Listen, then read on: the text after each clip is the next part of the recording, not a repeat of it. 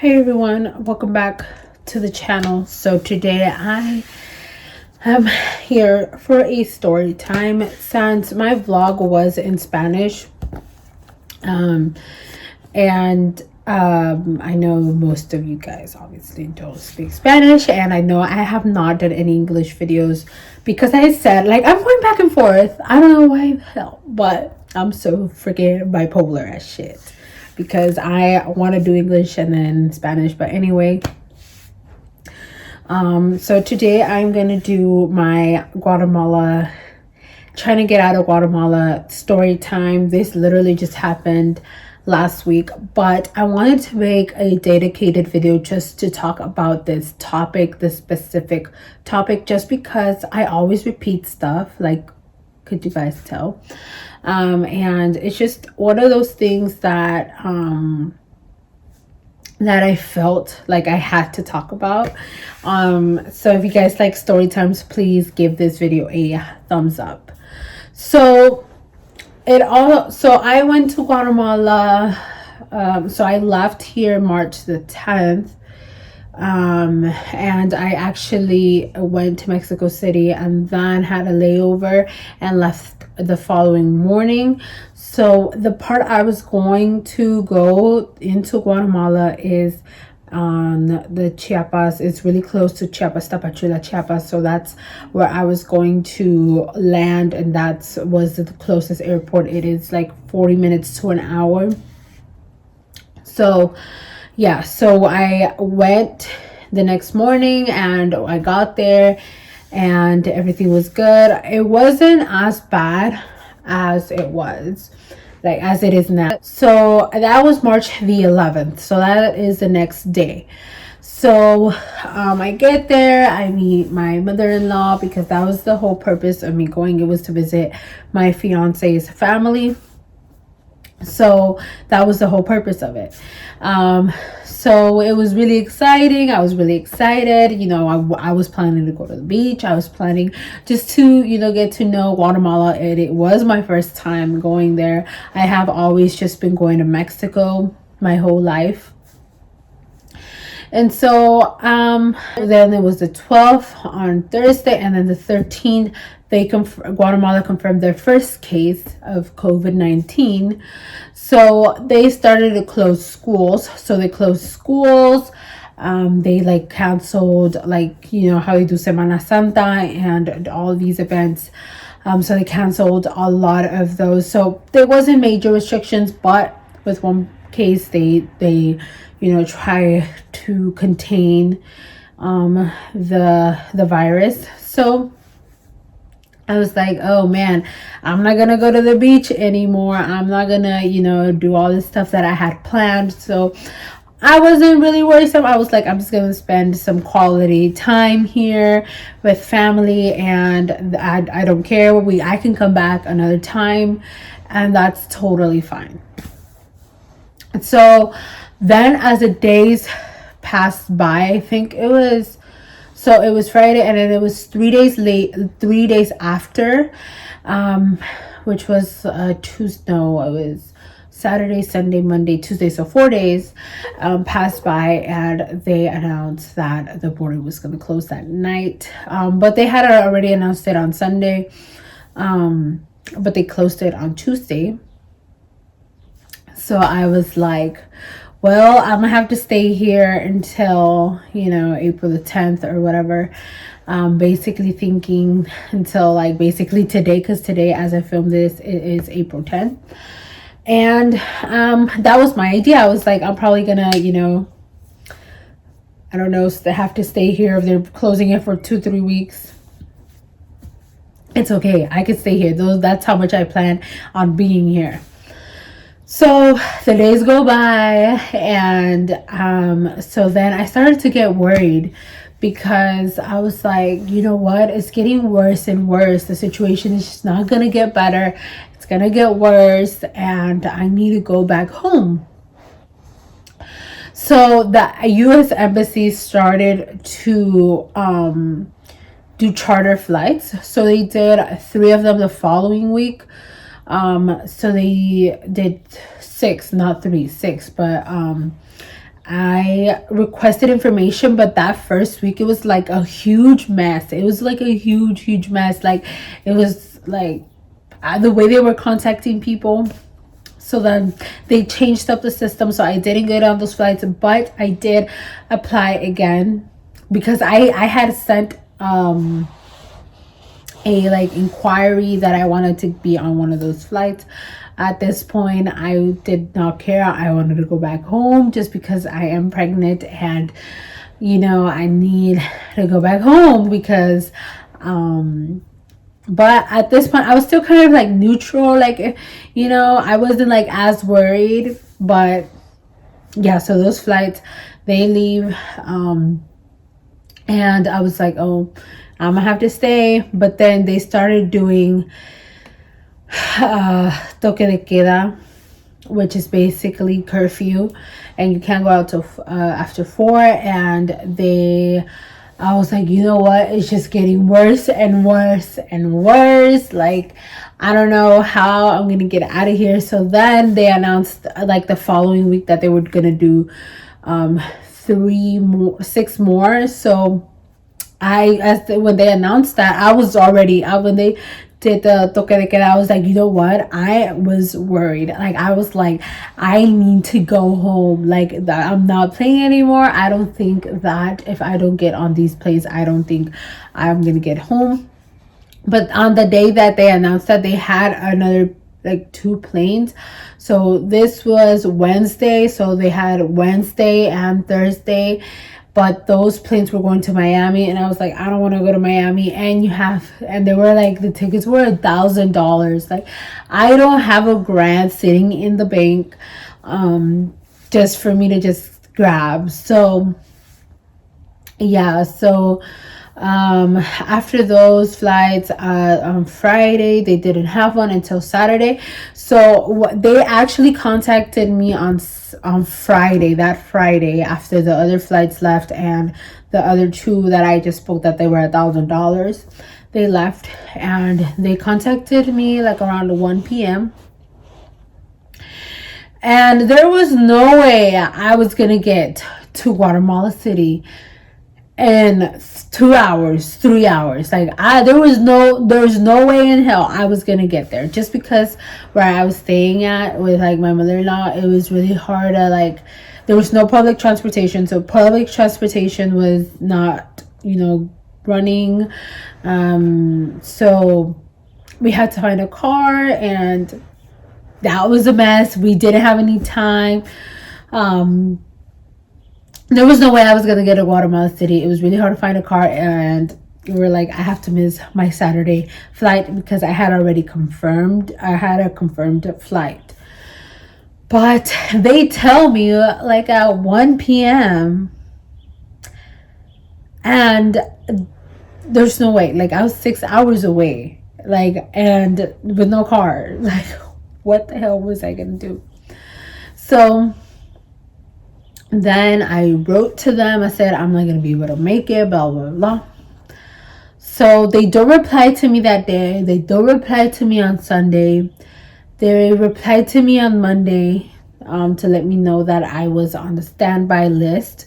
So basically on the waiting list. I was like, I need to go home.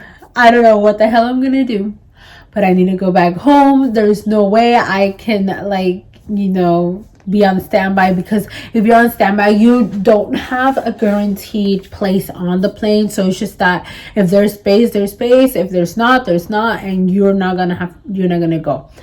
So I got to Guatemala City on Monday, and that's when I read the email, and it was still hard to find a car even for that day. So I get there. Keep in mind, I was sick as hell. I had vomit, I had diarrhea, I was all over the place. I was sick, so sick. But I was like, man, I need to go home. So that was my goal. So I spent one day in Guatemala City on Monday, and then on Tuesday I woke up like at 5. And then we drove to the airport. My mother-in-law was like, we can leave at 9. My dumbass said, let's leave at 9. But my mother-in-law was like, you know what? No, I think we need to leave like at 5, just because, you never know if you're on the waiting list, you can be on top of it, just in case. So I was like, okay. And so we leave at 5, and I'm so thankful for her, because if I would have missed the plane if it wasn't for her. So keep in mind, I'm still sick. So after that, we woke up, we got ready, we got to the airport, and there was this huge line. So there was the line on like this side for people that had like tickets already, and this side for standby. Standby was full, like so full. There was more standbys than for people that were reserved. So there was so many people, and it was chaos. Like literally, I was like, my bag was full, like so much chaos. And so and then I went into the wrong line, so I actually went to the reserved, and then I asked, I was like, hey, where does standby go? They were like on the other side, and basically you had to sign up on this paper, on this clipboard. You had to go in front of the line and get signed up, and then just go back and just wait. So I gave her my information, and I told her I was pregnant, and that I was 27 weeks at the time. So I'm 29, but that was on Tuesday of last week. So yeah, so because they ask you if you had like a medical condition, and so I told her that. Then she was like, just wait, we'll call your name whenever, if you do get a place on the plane. So yeah, and we're all there. It was hot as hell. I was there from 5:30. This was 5:30, and it was hot as hell. I was wearing a sweater. There was so many people, and I just started talking to a lot of people. I actually got to meet a lot of people that were going to different places, but the plane was only going to Dallas. But I got to meet so many people. Like some people were going to Boston, some people were going to Sacramento, San Diego, Los Angeles, just Atlanta, different places. So but they had to buy their ticket. So they had to buy their ticket from Dallas to wherever they were going. They were only covering the Dallas, and you actually had to pay back. So it was $605 that you pay back. And you get basically the bill in your mail. But yeah, we were all there. We were all talking about, man, I hope we all get in this plane. I hope that you get on the plane and I get on the plane, and we all get on the plane, and we all get to go home. And I was hearing all these stories. People had to go back to work. People got stranded because, keep in mind, the government closed the borders. So nobody was going out. Until this day, nobody's going out at Guatemala. So everybody was like, girl, like, oh my God, we're crossing our fingers. We were all getting nervous. So then 2 hours passed. And it was around 7:40. They started calling the names for the 9 a.m. because they had a 9 a.m. and an 9:15 and 11:45 flight. So they had two, but they barely started calling the 9. And they started calling, and like all the spots that were, like by fives, I think they were doing it, like families. So basically some people that were already on the list from yesterday, because there was people there that were waiting there yesterday that didn't get on the plane. So then I was, like, oh my God, I hope I get on this plane. They called, and they were like, oh, this is it. There's no more space. The 9 a.m. is closed. And then I was like, oh my gosh. So now we have to wait on the 11. 2 more hours standing. So 2 more hours in that freaking heat. But honestly, it went by so fast.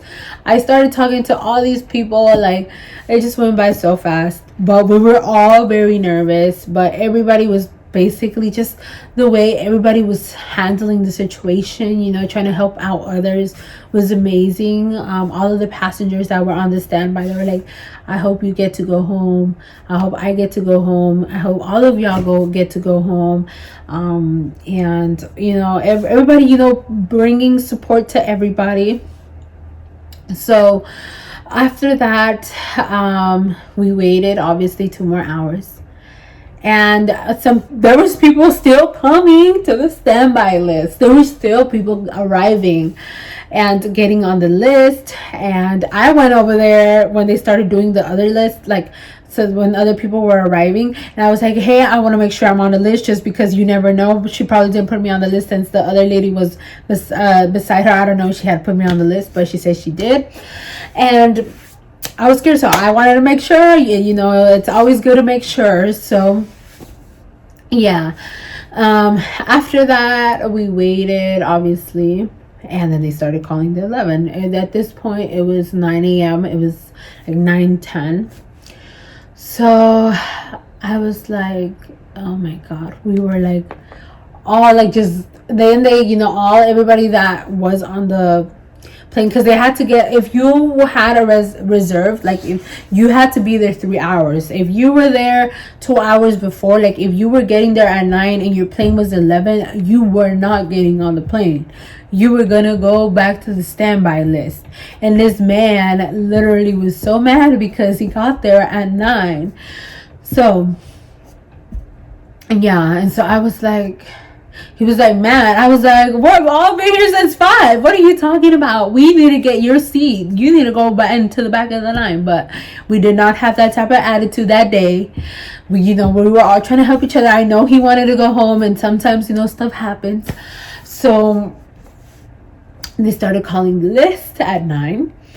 I heard a few names of the people that, one grandma and her granddaughter, they were waiting, and since the day before, and they got called, and some other people got called, and then that was the first 5, and then they started calling the next 5, and they started calling the next 5, and then they called me. I was like, oh my god. And then they called this other guy and this other lady that I was with, that I was talking to. They got called as well. So I was like, yay, we all got in. So they gave us this paper that we had to fill out, and you had to put your information, your address, where were you staying in Guatemala, where do you stay in the United States, your phone number, all your information, passport number, all that good stuff. So yeah, so they gave you the paper once you went in there. Once they called your name, they gave you the paper, and before you went in the door, they checked your passport, just that they did call your name. And so after that, we filled it out, and then we took it to this desk of people, and they verified that all your information was there, and then you gave them your personal information, and then you went on to the other one, and it was because there was 2 slips, and then the second page was like your payment information, so your address, saying that you're liable for the loan that they're giving you.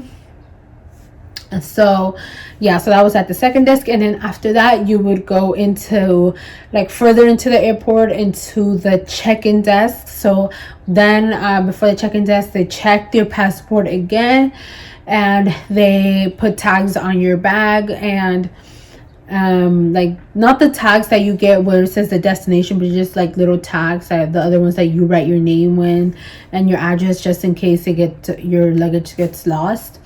Then after that, you go into the check-in desk, they put your information in, they send you a seat, you check in, they give you your boarding pass, you check in your bag, and then you leave. And let me tell you, I was dehydrated. I wanted some water. I wanted something because my dumb self did not bring water, so I literally drank from a water fountain. I was so thirsty, oh my gosh. But yeah, and then we're finally waiting, and this guy from the embassy, he starts asking people if he can interview them. And yeah, he started interviewing. He interviewed the grandchild of the lady. So yeah, so then we were just all waiting there, And then we all got to board, so they were boarding by seats. So the people that, it's so weird because usually on a plane the first class, that's who boards first, but here it was the people that sat all the way in the back, they boarded first, and they were going like that. So thank God. And which was good because it was really easy to just go in, and so yeah. Then we started boarding, and then we got to the plane, and the guy beside me, he was really cool. He told me he lived in Austin, really nice guy. And the lady, I didn't really talk to her. I had a window seat in all of the planes. So I got window seat when I went to Mexico City. Then I got a window seat when I went to Mexico City to Tapachula, and then Guatemala to Dallas. So I got all window seats. Those are my preferred seats just because I like recording. If you watch the vlog, then you will find out. So then, yeah, we got snacks. We got this fig bar, which is so good. I'm gonna go find it to the store because it was so good. And we got this yogurt, and then we got granola, and that was it. Oh, and a bottle of water. And so flight time was 3 hours, and then we got here to Dallas around 3:30ish time, local time, because in Guatemala it's 1 hour behind. They haven't changed the time. So then we got here, and I was still communicating with the people that I was with, talking over there, and they were saying that they were trying to try to get a plane. And some planes, since they're canceling so much, that they had to cancel, they had canceled flights, and that they were gonna have to leave the day after, so they were gonna have to stay with some family members that lived here in Dallas, or they had to get a hotel. So many different situations, but yeah. So when we got here to Dallas, everybody, before we got to checkpoint, everybody was saying all this stuff. And then we, turned in our passport. There was no controls. I can say there was not a lot of controls, because once in Guatemala City, I forgot to mention that when you enter the airport, after you give them your passport, they actually checked your temperature. Here in Dallas, they did not. Did I just throw those headphones?